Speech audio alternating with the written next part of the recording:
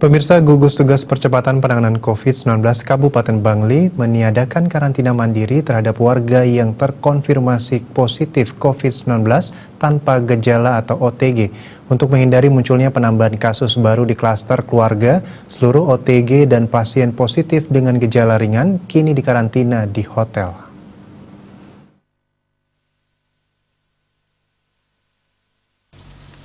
Humas Gugus Tugas Percepatan Penanganan COVID-19 Kabupaten Bangli, Iwayan Dirgayusa mengatakan, berdasarkan hasil evaluasi terjadi peningkatan angka kasus positif COVID-19 di Provinsi Bali sejak Juli lalu.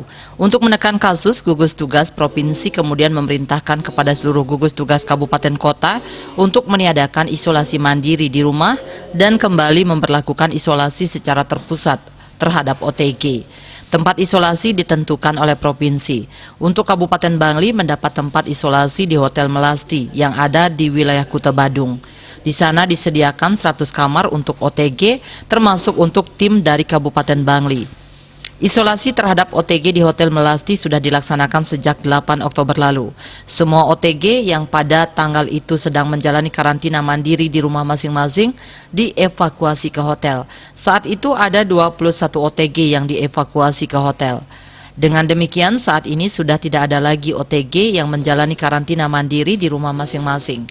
Menurut Dirgayusa, kecenderungan sikap tidak disiplin OTG menjalankan protokol kesehatan saat menjalani karantina mandiri di rumah sangat berpotensi terjadinya penyebaran virus corona di klaster keluarga.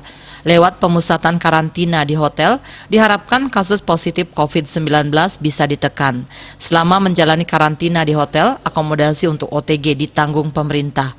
Pembiayaannya sharing dari anggaran pemerintah Kabupaten Bangli, Provinsi dan Pusat.